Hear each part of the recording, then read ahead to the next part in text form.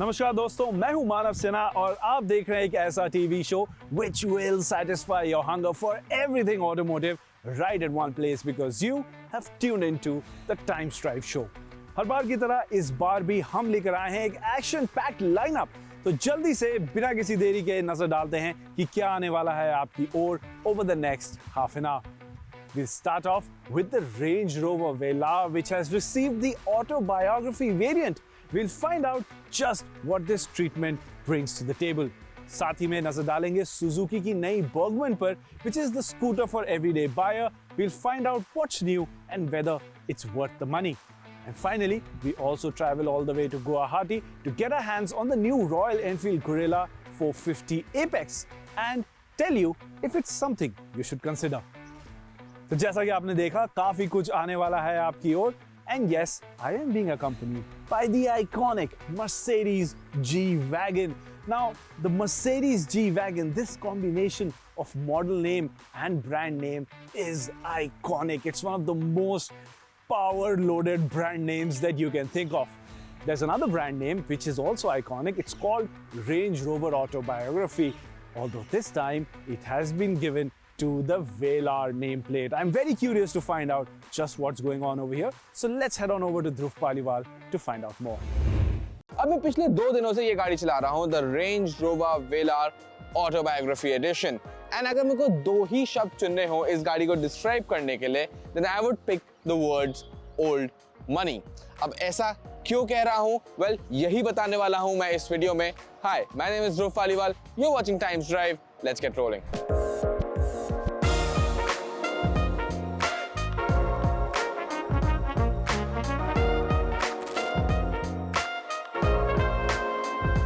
Now, old money does not shout when it enters a room. It just enters and its presence is felt. And Range Rover Velar की अगर बात करूं तो इसका design भी कुछ इसी तरीके का है. It is unmistakably an SUV with those proportions. But यहाँ पे अगर हम इसके डिजाइन एलिमेंट्स की बात करें, स्पेशली एक नजर पहले इसके फ्रंट पे डालते हैं, then you will observe कि the lines on the bonnet, the lines all over the body in fact have been done very smoothly.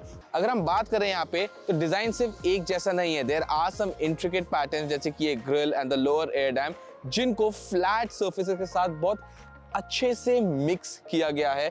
Even the LED headlamps over here and the Range Rover lettering on the bonnet, all of them feel just right, just tap. यहाँ पे ऐसी feeling बिल्कुल भी नहीं आती है कि designers ने कुछ एक्सेस करके एक इंस्टेंट वाव फैक्टर क्रिएट करने की कोशिश करी हो. अब साइड से भी बात करें तो वो ओल्ड मनी वाली वाइब बरकरार रहती है.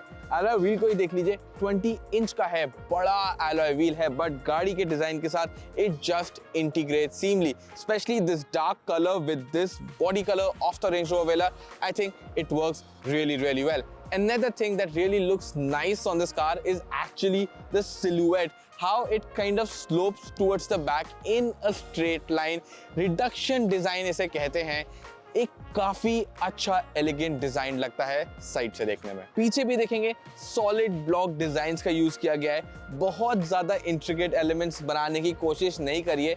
डिजाइन फ्री लगता है, क्लासी लगता है. Simple Range Rover lettering with the Velar name there. In fact ये ऑटोबायोग्राफी वेरिएंट है, which is the top variant. उसकी भी बैजिंग आपको यहाँ पीछे देखने को नहीं मिलेगी. एक छोटा सा बैज मिलता है, वो भी साइड में बस.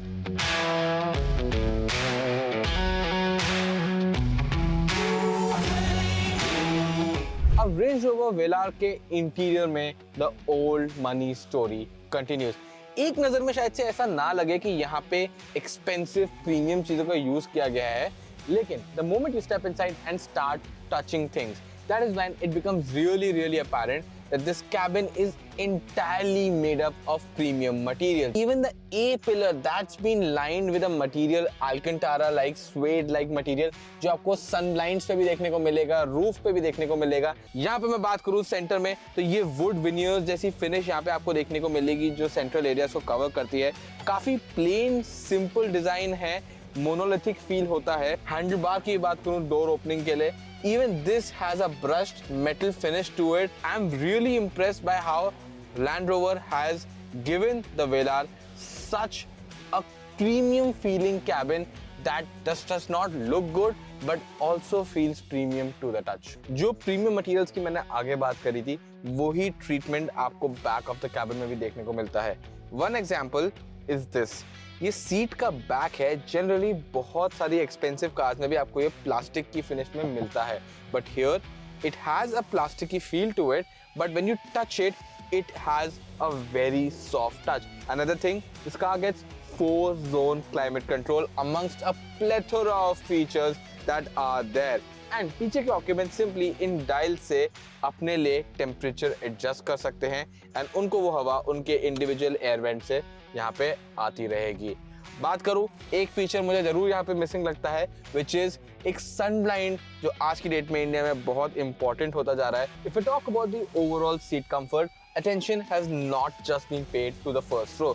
सेकेंड रो में भी अगर आप बैठते हैं, अगर आप एक शोफर ड्रिवन एक्सपीरियंस पसंद करते हैं, the seats they have a great angle of recline, under thigh support काफी अच्छा है, you get a lots of space to put your feet underneath the seat in front, and overall experience जो है, जो ambience है, वो spacious रहता है, calm रहता है, and you stay cocooned in comfort even in the rear seat.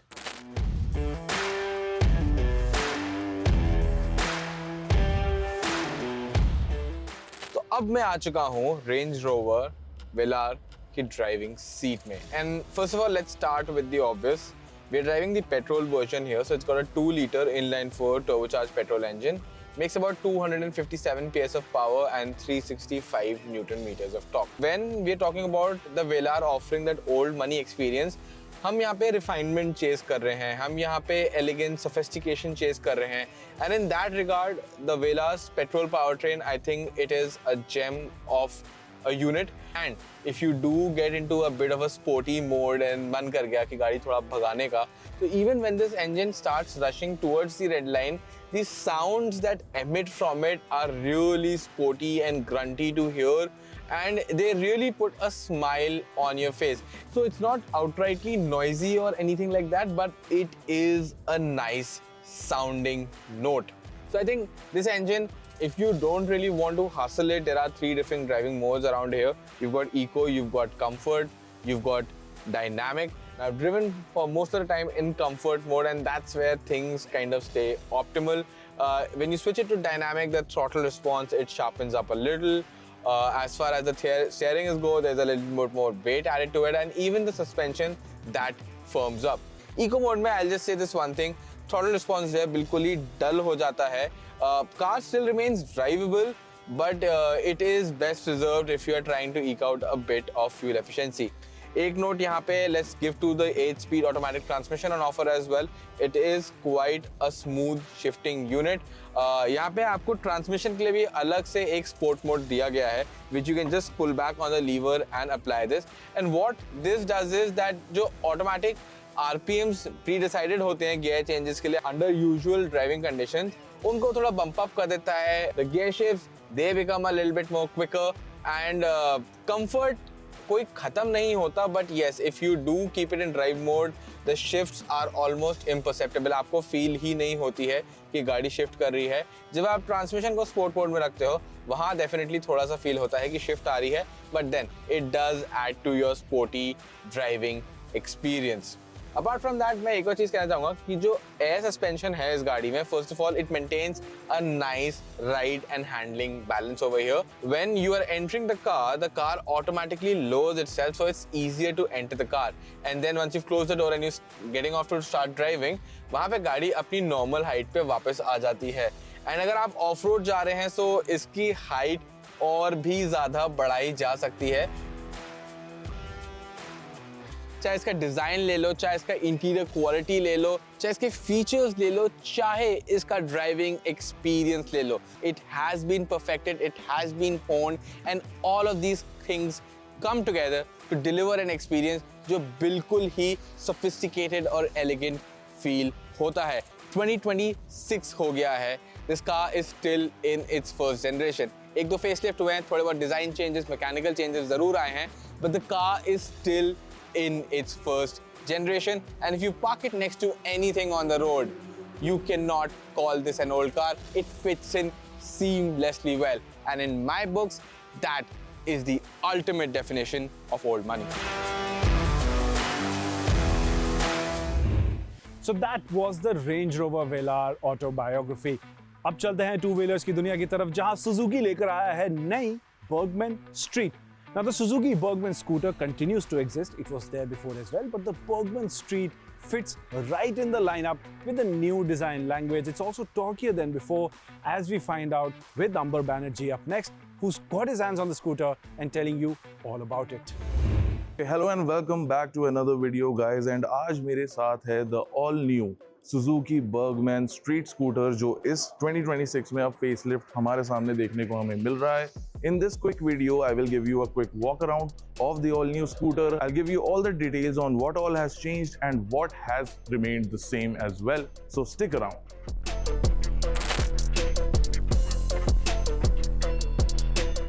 So let's start with the design of this all new Bergman. अब जैसे डिजाइन में आप देख सकते हैं the front has been completely redesigned. जो highlight हो रही हैं यहाँ पर चीजें वो हैं ये integrated dual LED headlamps that also get a DRL element right there.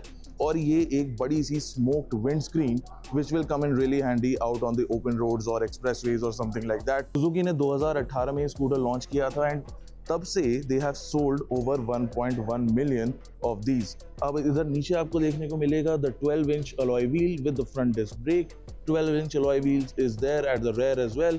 Here is the rear quarter panel. Again redesigned. इधर आपको देखने को मिलती है Bergman Street की badging. A pretty wide floorboard is there, and also here is the new handlebar. Now Suzuki also has spoken about this long and wide seat and says that it is pretty comfortable. पीछे आपको देखने को मिलेगा ये नया LED tail lamp unit along with LED indicators flanking it on the side. यहाँ पर है आपका flip open external fuel lid cap जो इस smart lock के through आप खोल सकते हैं. Push it on the right, it opens up the flap for the fuel lid. Now after the fuel lid, let's go back to the smart lock system. Turn it to the left, and here it will reveal the increased underseat storage capacity of 24.6 liter. अब ये capacity पिछले scooter से increase कर दी गई है जिसमें थी 21.5 liter की space, and इधर आपको एक मिल जाएगा cubby hole that also gets a USB charging point that you can see lit up right there. And apart from that, you get your pass switch here, and of course indicators, horn, and the self start button right up there. Now let's move on to the technical specs. For this time around, Suzuki has made a couple of changes. First of all, the scooter is 500 grams lighter than before. इसका engine है वही 124 CC का air cooled engine unit जो इस scooter के earlier model में हमने देखा है, बट उसमें टॉर्क आउटपुट इंक्रीज हो गया है to 10.2 newton meters at the peak. और उसके अलावा power output remains largely the same around the 8.2 horsepower mark. Overall, the scooter has been launched in two different variants, the Ride Connect and the Ride Connect TFT. दोनों ही variants में 5 different color options का आपको option मिलेगा in the new Bergman. तो ये था हमारा walk around video of the newly launched Suzuki Bergman Street. In terms of pricing, इस स्कूटर में 2 different variants Suzuki ने ऑफर करे हैं, which are the Ride Connect and the Ride Connect TFT. The base model retails at rupees 1.01 lakh ex showroom, and top model with the TFT screen gets a price tag of rupees 1.13 lakh ex showroom. And if you are a fan of the older scooter, तो परेशान मत होइए because that is also still on sale at a price of around 1.07 lakh ex showroom.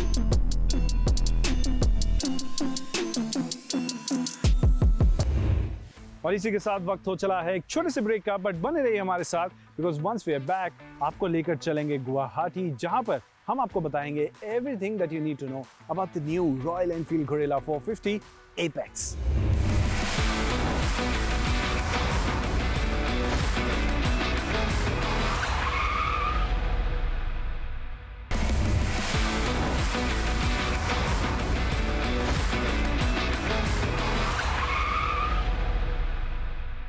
Welcome back, मैं हूं मानव सिन्हा, आप देख रहे हैं द टाइम्स ड्राइव शो और आज हमारे साथ है the iconic Mercedes G wagon.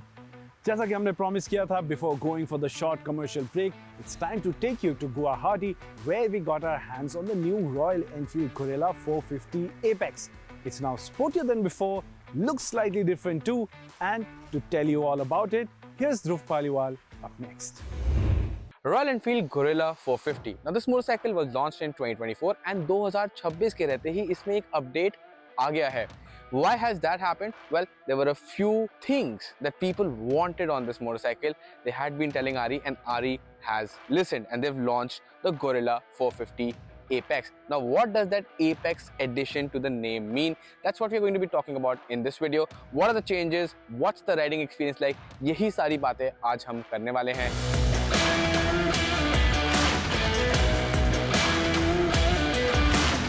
Now, what's happened with the addition of the name Apex to the Gorilla 450? Well, they've actually made a pretty big change, and that is played around with the handlebar. The handlebar, it's been pushed further out, it's been lowered, and what that does is that the rider's triangle has changed because now you have to lean farther and your hands, they are placed a little bit lower. अब इससे क्या होता है कि जब आप bike चला रहे होते हो उस समय पे you have a more engaging stance, you are locked onto the bike better and you can hustle it in corners that much better. This bike needed one more thing, and that was different tires. Previously यहाँ पे dual type purpose tires आते थे जो road के लिए भी ठीक थे, थोड़ा बहुत ऑफ रोड के लिए भी ठीक थे. But what Royal Enfield has done is यहाँ पे इसे proper road focused tires दिए गए. Sizes change नहीं हुए हैं, but Vredestein का टायर है, road focused है, and it is meant for riding properly on tarmac. अब any more changes? Well, ABS calibration में भी थोड़ा सा चेंज किया गया because the tires are new, and उसकी वजह से ये चेंज required था. Sherpa 450 engine अभी भी यहाँ पे आपको देखने को मिलता है. It makes 40 PS, 40 Newton meters, 6-speed transmission. The drivetrain, it remains the same. अब राइडिंग एक्सपीरियंस को बेटर बनाने के लिए रॉयल एनफील्ड ने यहाँ पे एक और चेंज किया है, and that has to do with the digital cluster over here for the rider. अब जो एप्लीकेशन है रॉयल एनफील्ड की, उससे पहले आप मैप्स कनेक्ट कर सकते थे. यहाँ पे स्क्रीन पे आपको मैप्स देखने को मिलते थे, बट आपको अपना फ़ोन ऑन रखना पड़ता था एंड उससे फ़ोन की बैटरी ड्रेन हो जाती थी, फ़ोन गर्म हो जाता था. यहाँ पे अगर आप एंड्रॉयड यूज़र हैं तो अब आप इसमें मैप्स रन कर सकते हैं without keeping your phone screen on. और जो टेक्निकल फंक्शनैलिटी है ऐप की, जो इंटीग्रेशन है मोटरसाइकिल के साथ, उसको भी royal Enfield is saying it has become smoother, and ये लोगों को राइड करते वक्त फील ज़रूर होने वाला है. बट मेरा सबसे फेवरेट चेंज कौन सा है इस मोटरसाइकिल पे? It has to be this cowl over here. What Royal Enfield has done is they've made this standard, and I think this completely changes the stance of the motorcycle. अगर आपको color options जानने हैं तो Royal Enfield is giving you 2 more color options with this Apex variant. One's the Apex Black, the other one is an Apex Green. This one, it's priced at 2.49 lakh rupees. The other two colors, you have to pay a little bit of a premium. They're priced at 2.56 lakh rupees. All of the prices are at showroom. अब ये तो थे सारे changes, but how is the Gorilla 450 Apex like to ride? Well, let's find out.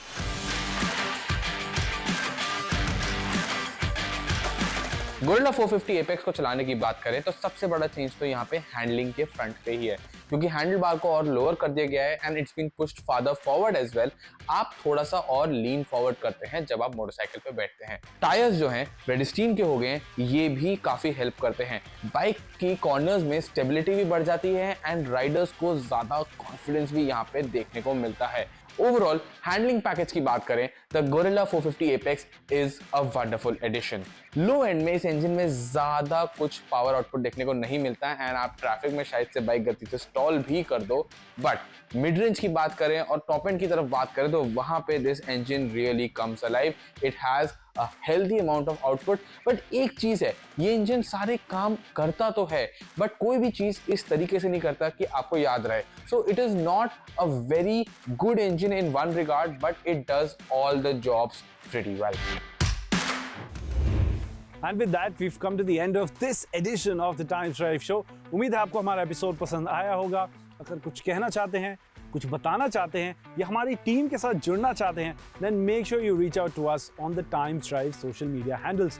And if you're planning to buy a new car or a new motorcycle or perhaps the new G-Wagon, then make sure you visit timesdrive.in to make an informed purchase, because that is where you'll find all the necessary information. साथ ही में it's time for the Times Drive Awards 2026. We are giving you the power to go and vote for the car you think is deserving to be the winner.